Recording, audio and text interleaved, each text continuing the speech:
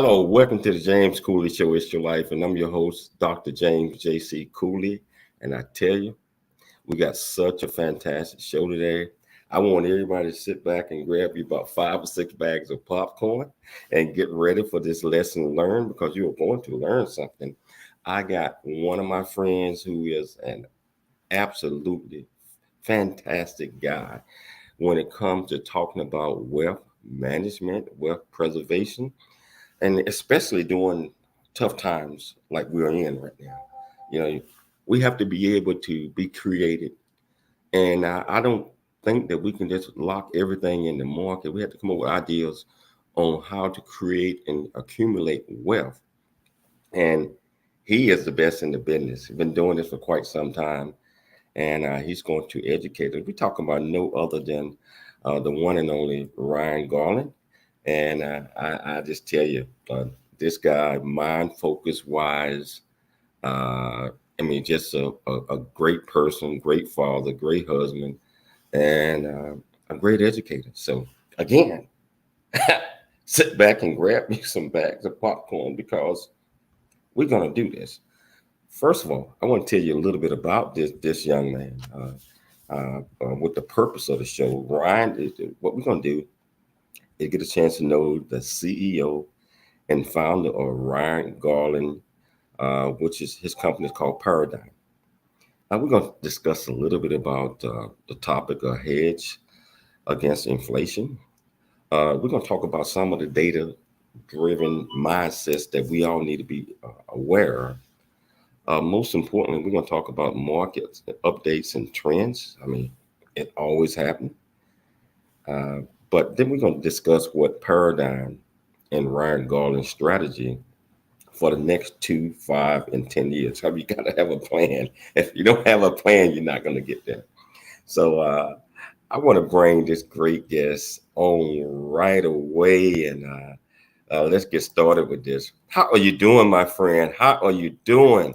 Mr. Cooley, thank you for having me, man. I'm more excited about this than I can even explain. So I can watch that reel all over again. So you can, when we get off, to send it to me so I can watch it over and over. Get me all pumped up. Man, I will send it to you immediately, my friend. Immediately. So Ryan, I tell you what, before we even get started, because it's so much, your bio is just so fantastic. Can you tell our listeners 2 to 3 minutes, a little bit about you, how you got started, and then we're just gonna pick it up from there.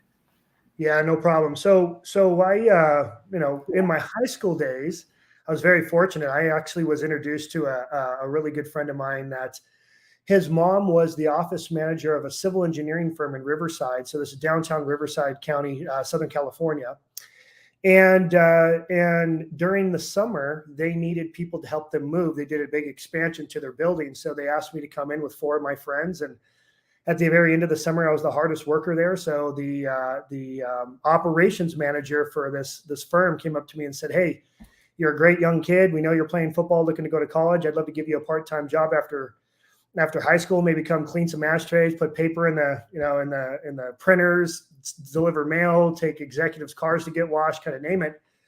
Lo and behold, they took me in like family and actually started putting me through school and started getting into civil engineering. And that was a really easy path of the path of least resistance for me at the time.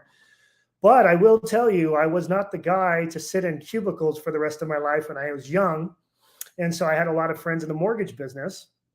And at the time, I was going to school full-time and working part-time, working full-time and going to school part-time.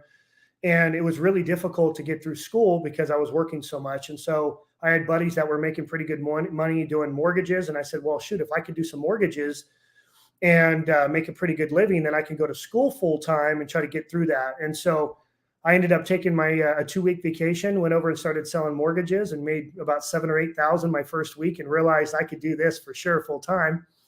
So I went to one of the partners and project managers of that civil engineering firm and told him what I was looking to do. And he said, you could always come back whenever the time was right, which was great. So, but I had to put myself through school. So that's what I did. And then I started, as I was in the mortgage business, I was making more money doing mortgages than I would have ever doing civil engineering, humbly. And so decided to just stay in that. And the market crashed in 2008. And then that was a very unique time. We'll talk about that here in a little bit. And then got introduced to a guy who was doing, he was a high net worth individual, and he was looking to buy a lot of distressed assets in 2008. He was actually a former pension fund manager from China, and he was managing $2 billion and came into Las Vegas and the Inland Empire, and he was looking to buy a bunch of assets. So I hooked my hitch to his wagon, or the other way around, my wagon to his hitch, and just kind of, just follow the guidelines of allowing us to park private capital and acquire assets. And that was really kind of how we got to where we are today. So if I heard you correctly, you grew up in Riverside County, or you grew up in this area? I did. I grew up in actually Riverside. So we're in Temecula. So yeah, it's about 35, 40 minutes from here. Oh yeah. So you mentioned something that's very important that you talked about, the crash of 2008, and I remember that well. Some people capitalized, some people didn't. The reason that they did not capitalize because they didn't have the right mindset. They were protected for it. They were not able to see past the tip of their nose. And I believe that we are kind of coming to a time like that again, like now. What would your recommendation be to the trends? And we're going to talk about trends and all that later. But I'm talking about to have the mindset, have open mind that like things could be changing, and this might be an opportunity for you to take advantage of. Can you talk about that a little bit? Yeah. So I'll start with kind of the impact on my personal life in 2008, right? And so without going too far into it, I mean, I had my first son in July of 08, and I remember I couldn't even afford diapers. And that changed my life, right? And I think certain things like that have to happen, right? God can't paint a masterpiece unless it's on a blank piece of canvas. You got to be brought to your knees every once in a while. And that was humbling for me. And I realized, I'm never going to put myself in that position again. And so right now, data is so much easier to get your hands on nowadays than it was back then. And we've been, I'm a big data company, and we'll dive into the grand scheme of our company, but data is what drives our firm, right? It drives us to mitigate risk. And when 08 happened, again, it was so impactful in my life. I said, I'll never position myself like that again. And so about a year ago, right, really when the first stimulus package was pumped in, we kind of, projected inflation was coming. We didn't know how bad, it could get with mortgages or what have you. There was a lot of, bailout capital. So we were hoping things would hold, and it did. But I think it's starting to impact a lot of people now because the inflation has gone so high that from an affordability side, things is getting rough and getting hard. And if you look at the data, 6.2 trillion credit card debt right now, it's highest than it's ever been by double in any prior years. That'll kind of give you an idea. People are living on their credit cards and pretty soon won't be able to keep up with making those minimum payments. So it's just it was a really hard time for us, and I just don't feel like putting myself in that position again. And so as a firm and as a family, we've decided not to. We decided to sell all of our toys in the last 6 months. I had an Audi R8. I had a big 38-foot boat. I had all the toys, and I got rid of all that to sit on dry powder to say, okay, position myself to grab good assets when they present itself, but also ride the wave if God forbid things get real bad. Wow. Yeah. So I have to let our audience know, regardless where you're listening or watching this show at, was it on E360 TV, was it on Facebook, YouTube, LinkedIn, whichever platform, you can always be part of this conversation just by going to the comments and just putting in the comments and ask this great man any question that you want to. So you can become part of the conversation. Ryan, did you always want to be an entrepreneur? I mean, I know that coming out of high school, you had some people that saw something in you. But did you always want to be that once you got a taste and feel of it? I don't think growing up I wanted to do that. My father was a LA County sheriff, and my father raised me. And so I really was kind of just leaning to go down that same path. He put food on the table. It wasn't a lot of money, but we didn't really go without, and it was just him and I. And it didn't, I didn't really have this, dream of becoming an entrepreneur. I never thought I would be making, the money that we're making now and the wealth that we've created now. And even for making people money and creating the wealth we've created, I never thought we would do that. But I will say now you kind of can't deny you want to keep it going, You certainly want to keep it going once you get a feel of it. And, it's the beauty about this is you can help others out as well. I mean, because I believe that people, if they look, listen, and learn, I call it 3 L's, of what you are doing or what others are doing. And if they have the desire just to ask the question, hey, how can I get this? How can I learn? The big question is, how can I do that? Yeah. And many of us, Ryan, do not even think about that one because we're so afraid that someone is being selfish and they're not going to share what got them there. Can you talk about that a little bit?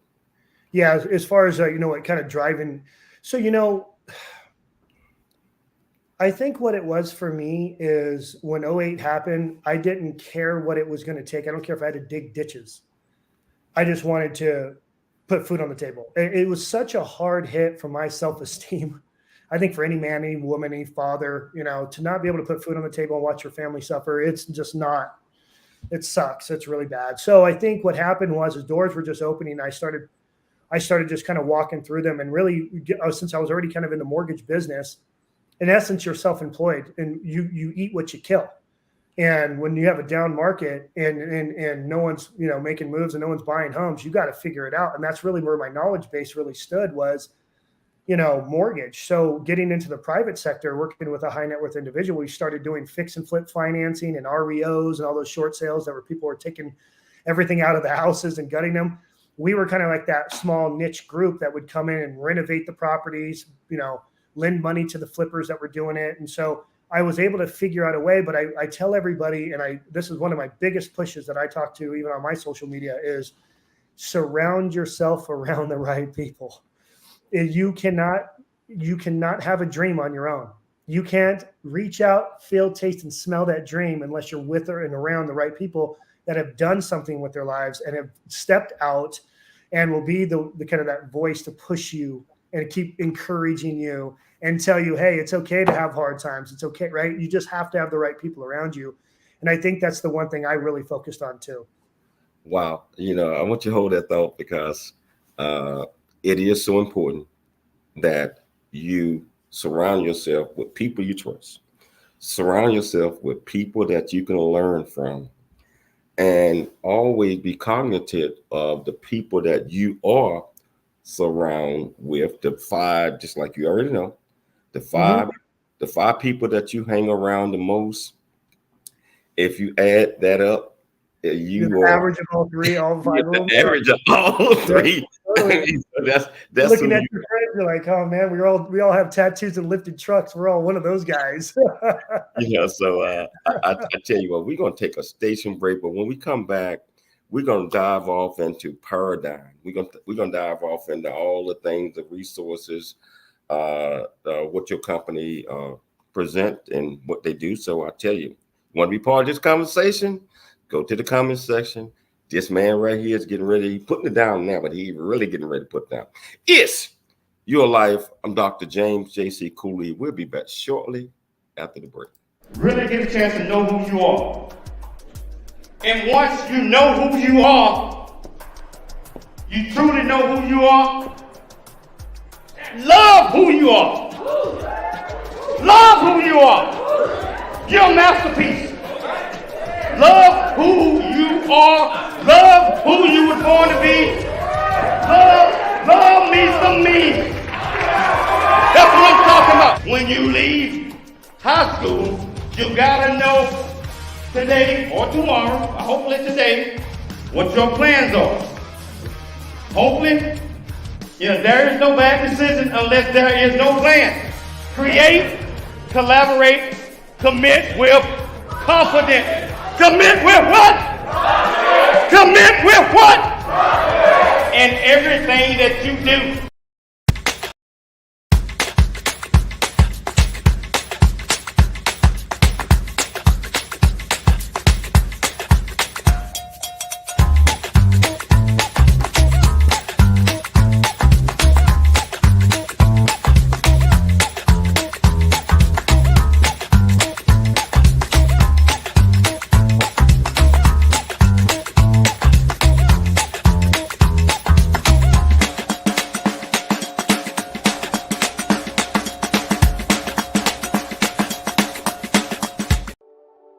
Noah Dingley here, producer of The James Cooley Show, It's Your Life. And the new audio version of James' book, Country Boy, City Boy, A Journey That Ain't Over Yet, is a must-have. James shares his true life story of struggle and success in America.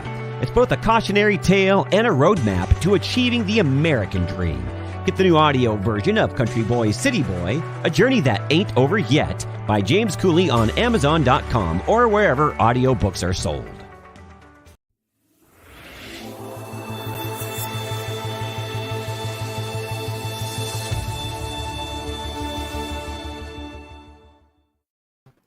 Hello, welcome back to the James Cooley Show.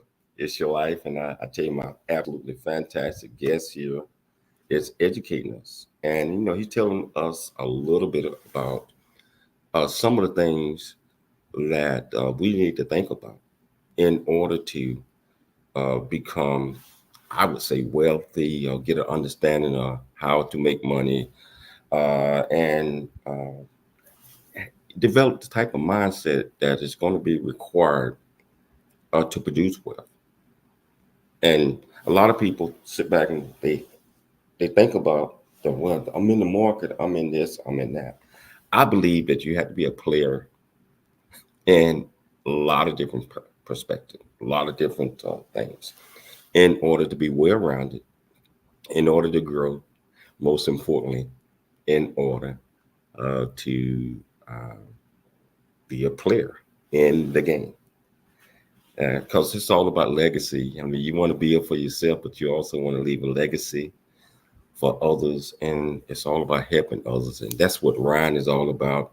It's all about sharing his understanding, his knowledge, and helping others. So, Ryan, I want to dive right into this. Why don't you tell us about your baby, Paradyme? Perfect.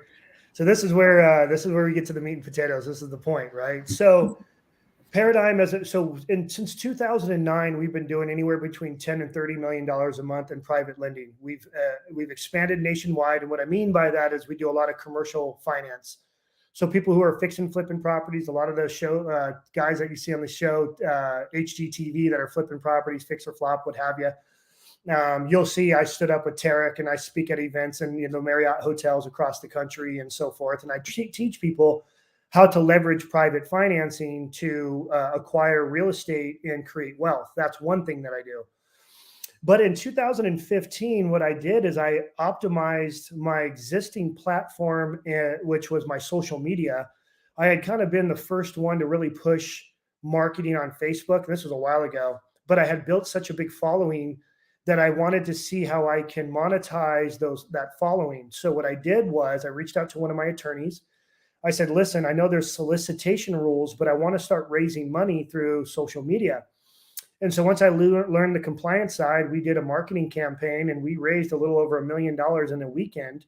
And then I went out and bought the largest LinkedIn real estate investment groups in LinkedIn and started marketing to them, which was about 900,000 real estate investors across the country, some abroad, but mostly across the country. And we started building out a big CRM with a big following, even more. And every time I put a project up onto the platform that says, hey, we're going to build these apartments in San Antonio, or we have a build to rent the townhome community in Nashville, Tennessee, whatever it was, I would be able to bring in the right developers, the right builders, and we would raise all of the capital from construction financing and to all the equity. And we would produce wealth creation through, investors parking money from their 401ks, IRAs, and so on and so forth into these real estate commercial deals. And now we have $500 million in our platform. We've got about $100 million under construction right now. All of them are in the affordable asset class. Since I went through what I did go through in 2008, and with the COVID situation, we decided to get more into what we call recession-resistant asset classes. Apartments, kind of can't deny that'll probably do well, during a downturn. And really, at the end of the day, what's happening is investors are just trying to find a good vehicle to park their money, and safe, right? As safe as they can. And that was the idea, to get into those asset classes. But that's where we are today. We're hoping to be a $1 billion company in the next 2 to 5 years. Wow. So a lot of folks might be wondering, were there any challenges in the early years when you developed your company? Oh man, you know what they say, the bigger you are, the bigger the target, right? And if you're a business owner, and I'm guessing there's gonna be a lot of people shaking their heads that are watching this right now, as a business owner, it's very difficult to make a lot of people happy. But at the same time, there's always challenges when you're doing an expansion of any company. And I will tell you, I tell my team all the time, I felt like we were dodging landmines all the time. But you get to a point where you learn to grow the scales to stomach it. And you realize, especially when you surround yourself around other business owners that have done it before you, they kind of go, oh yeah, I've had that happen. Yeah, I've had that happen. So it makes it easy for you to go, okay, well then it's not just me that's going through it. It's just kind of what you have to do to get to where you're looking to go. You can't just take all the positive. You're going to have to take all the lumps along the way. But yeah, we've had a lot of challenges, and it will continue. We know that. So we don't want to be naive and not think it'll all be perfect one day. Yeah. So what are some of the most important components to having a successful company? Relationships. I think a lot of people are missing, especially business owners are missing how to create a good, healthy culture inside the group and company. And what I've realized is that a lot of people that come in and work for me, whether they've worked in the same industry or not, they're looking forward to gaining the knowledge to be able to one day venture out on their own. And so people really tie to me. And the one thing for me to help that I've learned that I can help people through is, I've been through a divorce and I've been through lawsuits and I've been hurt. I've had partnership breakups, and that's just the way it goes in life and business. But if I'm able to say, hey, look, I've forgiven, this is how it works, keep your, have integrity, do the right thing, and you can kind of connect with people. That's what I'm realizing is what's getting the internal side of my company growing. But here's the main component is the relationships with my clients. People are scared right now. People don't know what to do. We have people that had, loved ones die of cancer. We had one of my favorite stories is I had a lady, her daughter died on the operating table from an open heart surgery, and she invested her life insurance policy and, her payout. And so every one of my clients, I get to know, we have a questionnaire. What's your goal? Are you looking for cash flow? How old are you? Do you have kids? Do you have a family trust? And we try to provide some sort of path to create hope, to say, okay, I have a plan. And sometimes just having a plan is priceless in itself. So we've realized that the key component to success is giving to others, and therefore it will automatically come right back. Wow. So you have mentioned some of the locations that your company operates out of. Can you talk about that a little bit more and talk about some of the different niches that the company does? Yeah, I kind of brag about this all the time, but I know some of my friends in California are mad at me, but we just moved our headquarters from California to Nashville, and smartest move so far we've ever done. But we're all over California. I actually have a project in Lake Havasu, Arizona for storage. We're in Nevada. We're in a lot in Texas. It's just because all that migration, wherever the migration is, we kind of somehow fall into that, kind of hover around there. A lot in Florida. A lot in the Southeast. We've been picking up a lot in the Southeast. And then the components that Paradyme does, not only from like that kind of family office and retirement side for real estate investing, but we also provide that private lending, commercial lending. We have a property management division. We kind of provide other services for other companies. Either people are trying to grow and build their portfolios or what have you. But we provide mostly, it's going to be syndication and development, creating kind of that wealth, either wealth creation or preservation, right, through commercial real estate development, apartments or what have you. And then we also lend money to the guys that are developing the project. So we may not be the guy that partners with them. We'll just be the lender that's giving them the construction financing. But so we have both of those divisions. Just talk a little bit about the real estate portion of it, because if somebody was looking to get into investment or build their portfolio, I believe that probably would be the first thing to think about. Can you talk about that a little bit? And Sure. why? Sure. So, I think a lot of people, there's a couple of different, number one, it always depends on how much money you're working with, right? That's kind of your first, objective. Okay, I have 100,000, 50,000, whatever, 2 million, 50 million, whatever the number is. And you want to try to figure out a way to park that money and create either cash flow and or have a liquid what we call a capital event, where it can be a liquid fund. So, you can park your money in certain stock, you can pull your money out. Well, a lot of people want that same, especially right now with how volatile the market is. You want to be involved in some sort of fund that can be liquid. And one of the smartest ways is, if you're buying a rental property, you have kind of two different mindsets right now. You have the people that want to buy rentals because they like to own and operate and be more hands-on with their money, but they don't want to just relinquish control of their capital, so they'll oversee it. But the reality is those rentals are not really doing as well, because as soon as you have someone doesn't pay their rent, and now you have to kick them out, you have to hire, bring somebody else in, and you have to go in and clean up your carpet, paint, what have you. The rental market is getting really difficult depending on where the area that you're in. And because the cost of homes are so high, the cost of homes have gone up so much, rent hasn't necessarily, even though we're hearing that rent is going up pretty significantly, it still hasn't caught up to that cost, that appreciation component. So you really can't get the cash flow out of the home that you really are looking for to make it make sense. So you're putting $2,000, $3,000, $100,000 down on a home, creating cash flow, but now you're seeing a depreciating market right now, right? And now you're losing some of that down payment in some cases, and then you're getting minimal cash flow. So right now the rental market is starting to slow down. The only reason why people are still buying rentals is if you have a capital event, where you have a big tax event, where you have like 1031 exchange. You sold another property and you got to pay Uncle Sam 30%, 37% taxes, and you want to defer that. You can kind of go in 1031 exchange your profit into buying another home. That's where why a lot of people are doing that. So when you have as big of a generation as the baby boomers all going into a fixed income arena, right? Everyone's trying to retire or what have you. Everyone's moving, migrating, and everyone cares about healthcare, and they're looking for cash flow, right? And because of where the market stands, people are looking at preserving the wealth that they've created over the years. So how do you maneuver around that? Well, that's where we come in. So, one of our funds actually provides, 8.5% yearly in cash flow paid out quarterly, but then you can get your hands on your money. So people go, wait, hold on. It's still kind of, that portfolio still owns properties in essence, but you just get the cash flow. We do all the heavy lifting.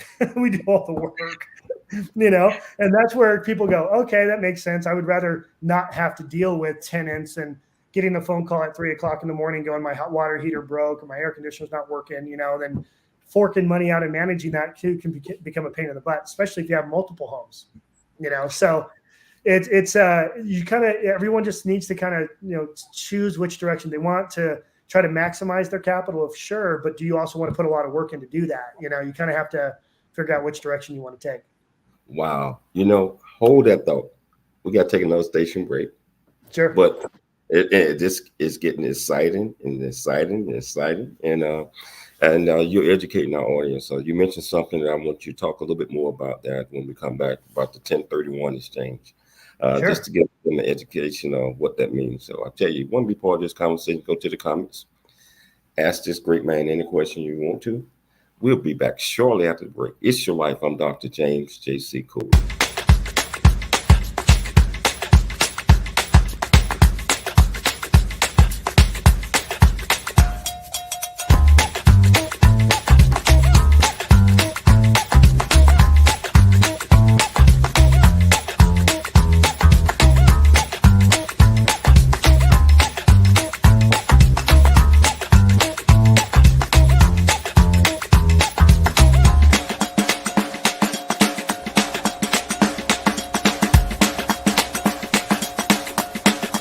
The J.C. Cooley Foundation is a nonprofit organization that was started in October of 2014. The J.C. Cooley Foundation continues to strive to expand its programs and offerings to the youth, young adults, and citizens of our great communities nationwide and overseas. We hope that you'll be able to take part in one or more of the many exciting events that we're offering this year and experience firsthand the pride we take in supporting our cause. It's our mission to equip the youth of today for the challenges of tomorrow, and we rely heavily on the generosity of individuals and business owners for support. Without the assistance of community-minded individuals just like you, we wouldn't be able to serve our youth each year. We ask that you make a commitment to support our annual appeal by making a cash donation. This year's goal is $50,000. Your generosity will assist us in making a difference in the lives of the youth in our community.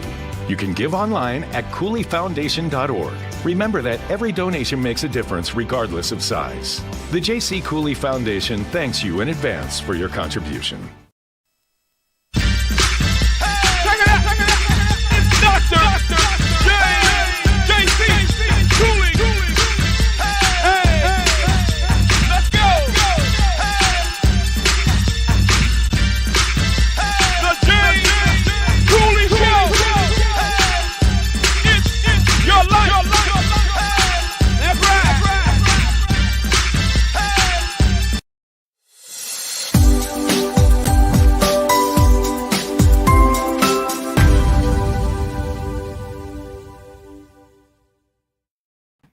Hello, welcome back to the James Cooley Show. It's your life with my my good friend and my guest here, Ryan Garland. I tell you, he's educating us on a lot of different things, and he uses a lot of terminologies that if you are buying a house and you want to be able to, I would say, understand what it's like to not have to pay the government a whole lot of money. He mentioned something about what we call a 1031 exchange. Very familiar with that terminology. But Ryan, can you tell our viewers just a little bit about what that is? Sure. So imagine if I'm using you, James, because we're talking. Let's say, James, you sold your property, you have a $500,000 profit, but you have a capital gains event, which means because you made so much profit, you now have to pay Uncle Sam, right? So now Uncle Sam's saying, well, I want 30% or 35%. There's different tax brackets, but let's just say I want 35% of that. That's a hard pill to swallow, that 160, 170,000, give or take, whatever that number is, out of your 500,000 that you've worked real hard for and been paying mortgage on that property for many years, kind of thing, right? So the idea is to try to keep your hands on that capital. You don't want to pay Uncle Sam, but there is a vehicle that allows you to do 1031. It's called 1031. It's you move your money from the sale of this property into like a trust company, like a trust, and then it goes from that right onto another real estate purchase. So the idea is that you have to do like for like. If you're going to sell real estate and you're going to have a capital gains event and you have to pay Uncle Sam a bunch of taxes, you just have to go buy another piece of real estate. And there's some other metrics that fall into that. You have to do what you call step up and so forth. But the idea is to just kind of, if you decide you want to sell a property, call your tax guy, call your CPA and say, hey, listen, I've owned the property for this amount of years. There's this much equity in it. Do I have capital gains? And if they say you have capital gains, then say, okay, great. Can I do 1031? Your CPA is going to absolutely know what this is, and they've probably done this a million times. So you'll get some help from them as well. But that's another way to preserve the wealth that you've created through real estate as well, and to continue to acquire other assets that will continue the legacy and create cash flow and create that wealth too. So it's just kind of another kind of tax strategy that you can use if you're selling assets. Wow. Hey, thanks so much. I just want people to understand that, because that's been asked of me several times. And I wouldn't have not been able to explain that as eloquent as you were, but that's exactly what that means. Also, Paradyme is a data-driven company, and you have to have a data-driven mindset. Can you tell us what you meant by that? So, one of the things you have to know about business, if you're going to be a good businessman, is to take the emotions out of it, right? Always take your emotions out of business. You see something, you can fight and say, a diamond in the rough, I can make money. My wife, she'll walk into a home that's, you can tell you can flip it, right? She'll walk in and be like, oh my gosh. I'm like, you can't see this has potential. You saw potential in me when you married me. So it's got potential, So, that's, shoot, I lost my train of thought. I hate when I always crack jokes. I lose my train of thought. But shoot, what were we talking about? We're talking about data-driven. Oh, yeah. So the idea is to no longer be emotionally driven, right? So the idea is to look at data and go, okay, per this data, this is where I need to maneuver. Right now, with this, I'm just using this because it's relevant. Let's say the market is really not looking good. You have a rate hike, you have depreciation, because the affordability component is going to get more difficult to pencil, right? Rates go up, mortgage payments go up. Well, that means houses aren't going to keep selling at this high price. They got to come down to keep selling. And that was the point, to slow down the economy, because the demand for everything was just so high. So what the Feds are doing are actually working. It's just going to take a little bit more, I think, elbow grease to get us to slow. But when you have, that's how I was kind of going back to when we were talking about how in 2008 there wasn't as much data sources out there.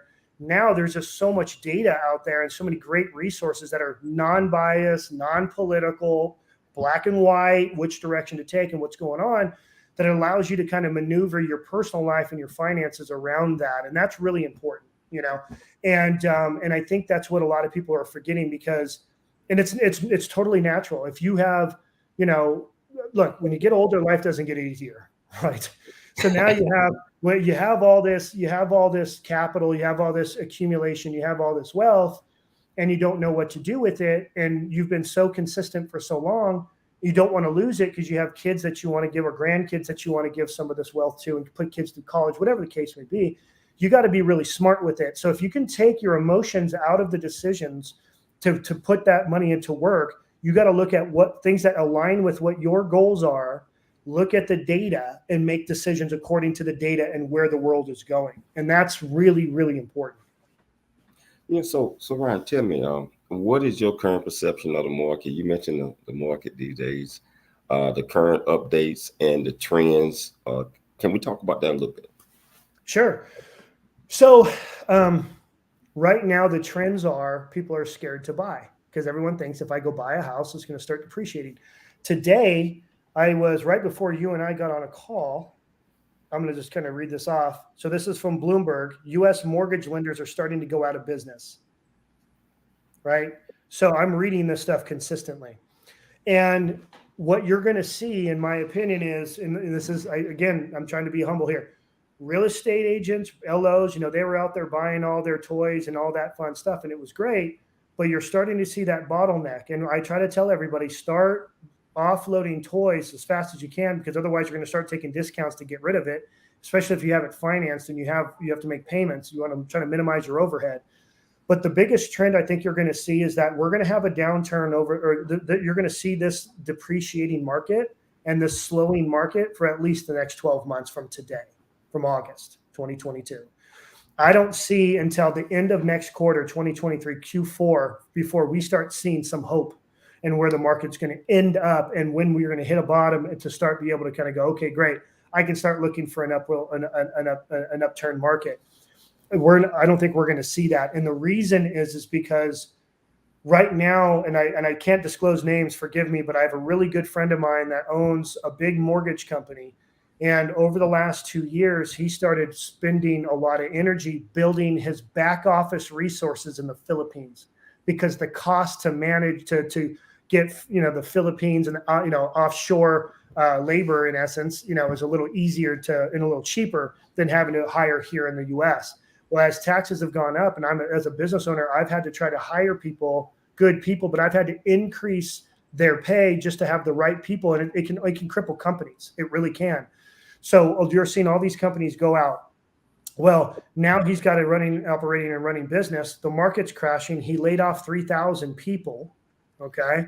And now you're starting to see mortgages default rates go up. He went from, on average, of about 30,000 mortgages on his balance sheet. He would have anywhere between 900 to 1,300 the notice of defaults or foreclosures, you know, something that mortgages that aren't being paid. Right now in June and July, he's seen over 100%, 115 to 130% increase month after month so far. Right now he has almost 11,000 mortgages in default. That's a hard pill to swallow. Now, do we think that it's going to be 2008 again? No, the equity is so high right now in homes. People can sell those and get out from underneath them. Banks will do modifications. I think you're not going to see 2008 by any means, but you are starting to see an uptick in inventory. A friend of mine today, you're starting to see price reductions on homes again. That's really important. You're going to see it coming even further when there's another rate hike coming up. And we're talking about another 0.75 of a point. That's going to increase the cost of mortgages and payments. So therefore, people are trying to sell their homes and move, or whatever they're trying to do. They're going to have to lower the price to move that property. You know, so I think right now we have a good 12 months of a downturn for us to, you know, put our boots on and get ready. I think you're going to see, a lot of, I think you're going to see an uptick in unemployment. Every time there's a rate hike, people start getting laid off. It's really unfortunate, but it's how it goes. And I think you're going to see more mortgages going late. So people are going to have to start selling homes quicker to be able to, because if the depreciation rate keeps dropping quickly and you owe X amount in your mortgage, if you wait too long, now you're going to be upside down. Now you have a real foreclosure instead of just a notice of default, and you could have sold it and got out from underneath the foreclosure. That's why you probably have seen big institutions like Blackstone, BlackRock, Morgan Stanley, Goldman Sachs. They've done nothing but spend billions of dollars in rental portfolios. Wow. There's an influx full of renters come and hit the market right now. That's why apartments do real well. Hold that though. We got to take a final commercial break, and we're gonna come back. And what I want to do is talk about what is your company doing you already see these things. What are you guys doing to prepare for these upcoming potential problems? So I tell you, if you want to be part of this conversation, like I always, go to the comments. And this man right here is putting it down. He's putting it down. So we're going to take a station break, but we'll be back shortly. It's Your Life. I'm Dr. James J.C. Cooley. See you shortly.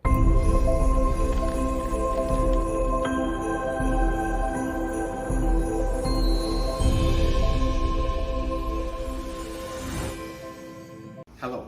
Hey, I'm James Cooley. I am the founder and CEO of the J.C. Cooley Foundation, Options, Opportunities, / Choice Program. Our primary mission is to help build a foundation of our youth and young adults and communities. And we encourage everyone to dream big, think big, and be big at everything you do. And the way that you do that is, first of all, you got to believe in yourself. You have to believe in yourself. You have to know that you are here for a purpose. You also have to be able to step out your comfort zone and do things that you probably didn't think that you can do. Life is a series of circles and cycles, phases and stages. These are your experiences that teach you the lessons of life. You can either ignore them or embrace them. Welcome to the James Cooley Show. It's Your Life. James is a motivational speaker, author, military veteran, and founder of the James Cooley Foundation.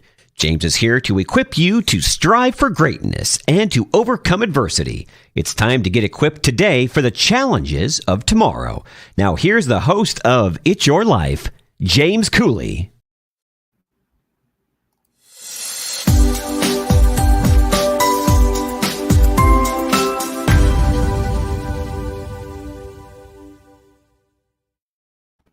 Hello, welcome back to the James Cooley Show and this extraordinary education that Ryan is giving us. It should open up a lot of minds. It should open up a lot of minds and cause you to think, wow, there are trends, similarities to what happened back in 2008 that I believe that approaching us today. And I think we need to take heed, pay attention, and listen to this great man because it's happening. You can tell with the signs, with the Fed, inflation, a lot of things that was happening back then. So I tell you, I know you probably went through 3 of those bags of popcorn. You still got one left because we still got a lot of great information that Ryan is going to share with us. So, hey, Ryan, before we go off into this, can you explain the difference between a hedge and inflation? Like hedge against the inflation, how to hedge it? Yeah. Yeah. So first of all, so really just hedge is how to pivot around it, maneuver in front of inflation. How do you do that, right? So I'll use this as an example. We launched a $100 million REIT, real estate investment trust. When we saw inflation coming, my securities attorneys and I, and a couple of the other people that I always tell everybody I surround myself around people smarter than me. So this helped. So I brought my attorneys and my advisors and I said, okay, guys, I'm really worried about the market. I'm thinking 2008 all over again, naturally, right? And so did everybody else. And when the stimulus package was pumped in, first of all, we were like, okay, inflation, great. Well, what's the only way as well to, pay back all of that stimulus money that's being pumped into the economy? Taxes. So we knew that at some point taxes are going to increase. They're not going to go down, they're going to go up. So we're going, okay, what kind of vehicles can we create to allow people to, because right now, one of the biggest questions most people have is, should I sell and should I move? Should I sell and get out of California, as an example, and should I move to a lower cost state, right? You're laughing because you're in Texas too. It's true. Should I move? Should I get out from underneath this high tax rate and this increase of cost of living and healthcare and everything in California and go to, and save money? And if you're on a fixed income, you absolutely have to start thinking that way. But people are really shy on making that move because it is a lot of work and it's stressful and it is what it is. But just know that everybody else is doing it. It's probably a good move to consider. But that's kind of part of a hedge against inflation, is to make decisions and make moves knowing that it could get worse down the road. Don't put your head in the sand, make the move and be bullish about it. And that's what we did. That fund, as a real estate investment trust, you only get taxed on 80 cents on the dollar on your income. So that scenario that I shared with earlier about, should you buy a rental property? Yeah, you get your write-off for, the mortgage that you owe on the property and you got to manage it. But by the time you realize what your real cash flow is and all the work that you put in, it's really not as much. You're making maybe 3, 4, 5% on your money a year, which is very low. If that's not even outpacing, that's less than inflation right now. The inflation at the moment is 8.5%, right? And it's going to probably hover right around there for a while. So the idea is to take your wealth and at least match that, to at least not lose wealth. So you want to be able to figure out a way to maneuver early on and make, sometimes make hard decisions, but bring your family in, have those and make those moves. So again, a real estate investment trust, for every $1,000 you're making in income, you're only being taxed as if you were only making $800. So you're saving more money. So it's vehicles like that you can find. Okay, if I sell my house and I move over here, I can save a lot of money. I can 1031 exchange. I can get something for much less cost. My overhead went down, and I can take 100,000 or 200,000 and I can invest over there in that fund, do no work and make 8.5% and get tax benefits. Sign me up. Those are the things so it's all data. It's all just, pay attention, like being on even podcasts like this, taking it out of your day. James, you have a lot of fruit on your stuff. I mean, being able to, get in front of and understand what's happening will allow you to make decisions. Once you really feel it in your heart and you feel that conviction, things are going to get bad, you start making moves. So that's the idea. Pivot early before it hits the fan. Wow. So that leads me into the next question. An investor that's watching this, or potential investor, why should they work with Paradyme? And what is the process for them investing with your company? So like we have, I don't know how many testimonials we have, right? I always have my bias standpoint. So I'll just say what other people say on why to work with us. A lot of my investors will say they like the transparency. Those are really I think the seasoned investors, people that have invested into other projects before, come from an investment background. The one thing they say is they love the transparency. That's one. Two, they love how accessible I am. I actually, as a CEO, make it mandatory to have a conversation with every one of my clients once a year. Here's my thoughts. Here's where I think the market is going. Here's my concerns. I have 250 investors in my platform. And over the last month, when I took my little vacation, I was just on the phone with all my clients. And, some clients will be real quick conversations because they no big deal. Don't really care. Then some investors are worried, or people are just really worried about the market and want to talk for hours, right? But I would say, look at our assets and see if it makes sense, right? Okay, they like apartments and they like secondary markets. We're not in, high dense luxury, downtown LA apartments. We're going to be just the outskirts, and we like that affordability, the workforce housing, knowing that no matter what happens, those homes will probably always be leased up and will at least create cash flow to sustain the asset. And those are the assets we get into. So I always just encourage everybody, look into it for yourself, read all the content, watch our videos. We do all kinds of great stuff, but then you can learn and feel good about the decision you're going to make by all the content we try to provide. Wow. Why don't you tell our audience about your amazing team and staff, and just tell them about it. That's probably my favorite thing, to be honest, is my team.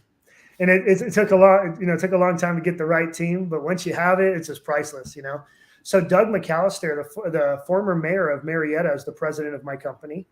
And Doug is, I always call kind of salt of the earth. My relationship with Doug, he's 64 now, and kind of like a father to me, if you can imagine. My connection to him is his son was named Brian, and unfortunately his son passed away in a car accident when he was 21. And Doug and I were in a meeting one day, and I look at Doug and I go, well, that's our connection. I kind of fill that gap that you lost with your son. So remember, I was telling you about connections and relationships. This is internal too. Every one of my people, we are tight.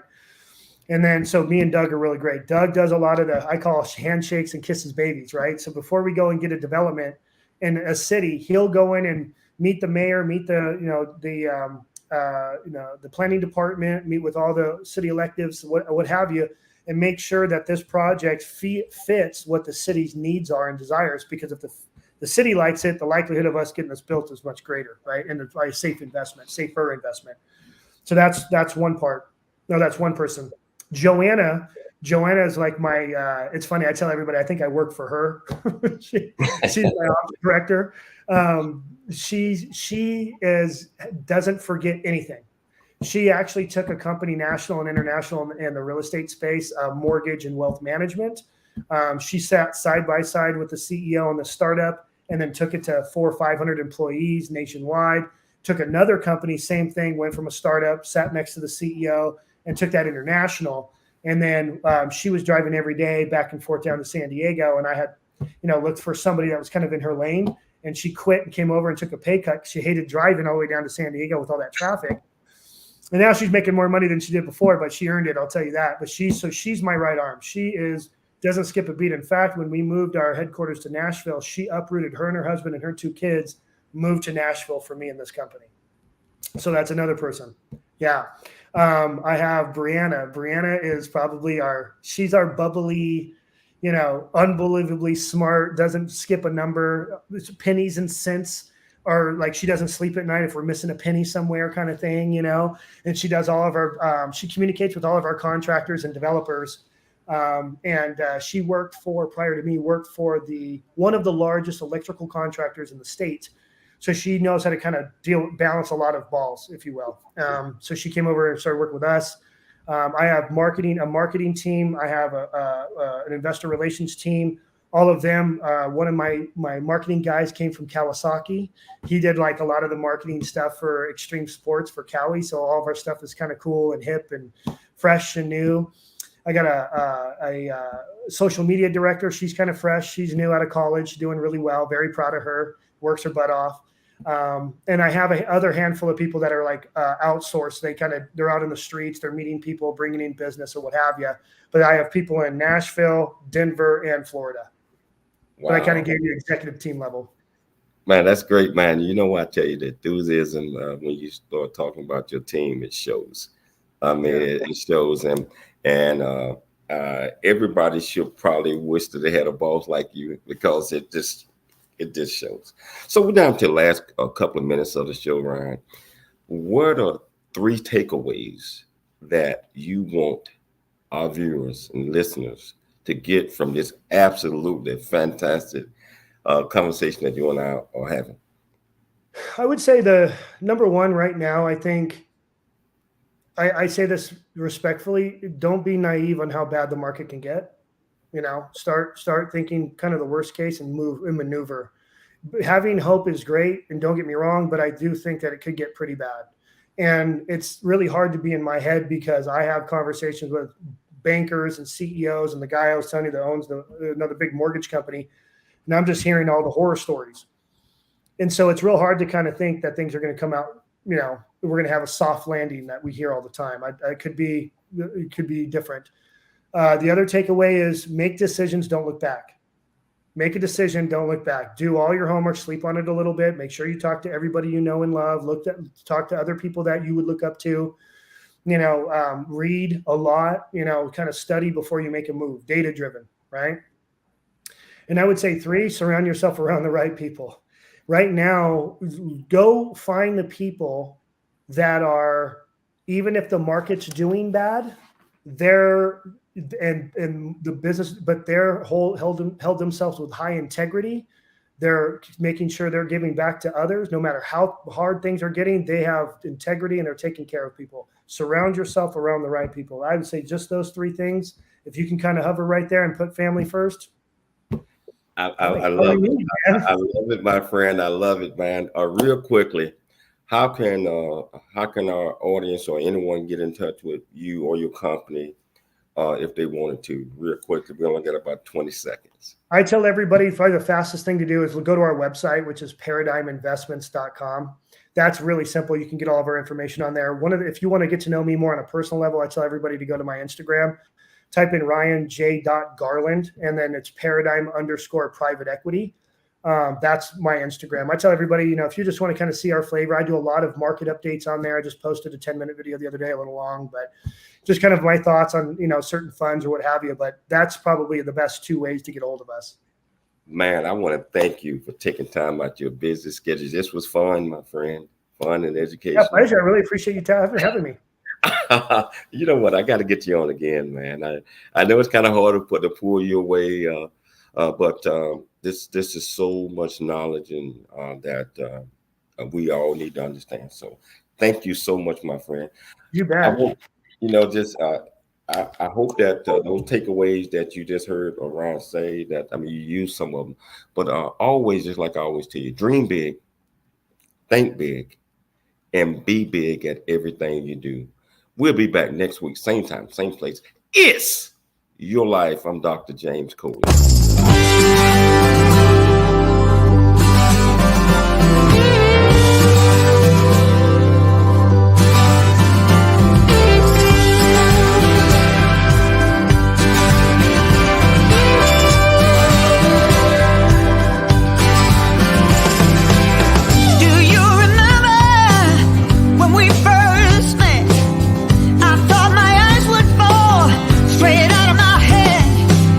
Yes, we are living proof of love at first.